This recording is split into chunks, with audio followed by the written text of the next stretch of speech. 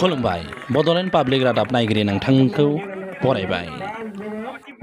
मैया कुमारिकाटा दखर दुलाराय बर' फरायसा आफादा बानजायनाय 13 बोसोर बैसो सिंनि फुटबल बादायलायनाय हाबाफारिया मोजाङै मोजां जानानै थांबाय।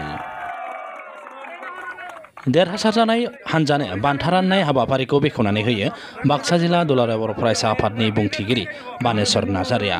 बे बान्था राननाय हाबाफारियाव जर'खा आलासि महरै बाहागो लायो तामुलपुर बियाबनि MLA जलेन दैमारिया। बे जोलुर बादायलायनायाव पार्किजुलि दालाय एबसुआ देरहासार जानो हायो आरो फाख्रिबारि दालाय एबसुआ रानार्स आप एबा नैथि बान्थाखौ मोननो हायो। बे बान्था राननाय हाबाफारियाव नुजाथिदोंमोन बाक्सा जिल्ला एबसुनि सुबुं फोनांजाब नेहाथारि जिबनजिउ बसुमतारी। बे हाबाफारियाव नुजाथिबावदोंमोन दारकुसि दखरा दुलाराय बर' फरायसा आफादनि आफादगिरि सानसुमा बर'आ।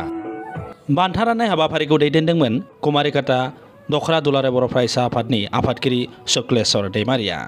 बे हाबाफारियावनो MLA जलेन दैमारिया गावनि बिबुंथियाव ओरैबायदि बुङो। गुबुन गुबुन बिबानाव थानाय मानगोनां आंनि लोगो बिथांमोन बिबानगिरि बिथांमोन आरो जोंहा बेवहायनो बाहागो लानो हानाय पाटकिजुलि ओनसोलनि मानगोनां महन बसुमतारी आयं, रुति मुसाहारि आदा बिथां, लोगोसे जोंहा सान्थालि समाजनिफ्राय दं आरो गासैबो पाटकिजुलिनि सिबिजाथाव दिनैनि बाहागो लानो हानाय जोंनि देरसिन बयनिसिमबो बे समाव आङो साबायखर मान बावदों आरो बिबानगिरि एबसुनि बिबानगिरि बयनिसिमबो साबायखर बावदों आरो जोंनि अनजालु गेलेगिरि बे समाव बयनिसिमबो देरहानो हानाय आरो रानार्स आप नैथि बान्था मोननो हानाय जोंनि गेलेगिरि बयनिसिमबो आङो गोरबोनिफ्राय गाहाम हामलायनाय आरो अननाय बावहरदों।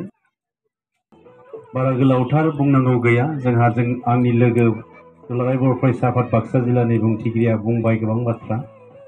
जों जे गेलेनायनि गेजेरजों साफा साफा गोख्रों फरायसा आरो सासे गावनि जिउखौ दैदेनलांनो हानाय साफा साफा गेलेगिरि जानो हायो। जों बेखौ दिनै माबायदि लामाजों थाङोबा जाहैनो हागोन जोंनि बिथाङा बुंलांखाबाय, आं बारा गोलाव बुंनो लुबैयाखै। दा मोनसे खोथाया बेनो, दिनै जोङो 13 बोसोर बैसोनि सिंनि जायफोर फरायसाफोर दिनै खेला गेलेनायनि गेजेरजों गावखौ दानो आरो इयुननि समाव साफा साफा राफोद सुबुं धोन सोरजिनो थाखाय दुलाराय बर' फरायसा आफादा दिनै थांखिनि लानानै आवगायदों।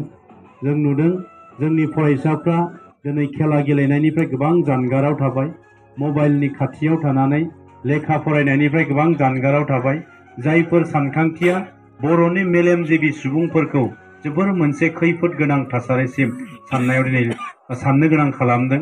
जोंनि मेलेमजिबिफोरखौ थानो हायै मोनसे अबस्थासिम लानानै फैदों, जायनि थाखाय दुलाराय बर' फरायसा आफादा बैफोर फरायसाफोरखौ मोजां मोनसे लामाजों लाबोफिननो थाखाय दिनै नैफोरबायदि मोनसे गोख्रों हाबाफारिनि गेजेरजों बाक्सा जिल्ला दुलाराय बर' फरायसा आफादनि बुंथिगिरि बानेश्वर नार्जारियाबो गावनि बिबुंथियाव ओरैबायदि बुङो। बे बादायलायनायाव उइनार आरो रानार्स आप जानो हानाय आंनि गेलेगिरि फंबायमोन, आं गिबियावनो नोंथांमोन गासैनिसिमबो मोनाबिलिनि गोजोन हामलायनायखौ जासिदों। आङो गोबां बाथ्रा बुंनो नागिराखै। जे दुलाराय बर' फरायसा आफादा थांखि दङ, जि बड'फा गोजोरथियारि सोलायनाय मावथांखि, बे आयदाखौ लानानै जोङो हारिखौ जौगाहोनायनि थाखाय फारफ्रोमबो बिथिङाव खामानि मावनो थाखाय आगान सुरदों।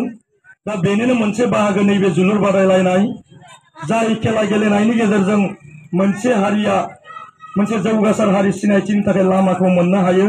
दा बेनि थाखायनो जोङो नैबे खेला गेलेनायनि गेजेरजों जोंनि हारिखौ मोनसे बिथिङाव दावगाहोनो थाखाय मोनसे लामा होननानै जोङो साननानै लादों।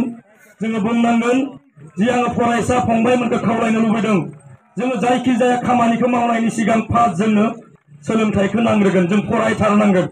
बेजों लोगोसे सोलोंथाइखौ लानायजों लोगोसे जोंनि जिखिनि थांना थानायनि लामा, जायखौ बुंदों जोङो लेखा फरायबा जोङो केरियार दानो हायो, बे केरियार दानायनि थाखाय मोनफा मोनफा बाहागो दिनै खेला गेलेनायाबो मोनसे बाहागो। नोंथांमोना नायगासिनो दंमोन बड'लेण्ड पाब्लिक रादाब। गोजोन्थों।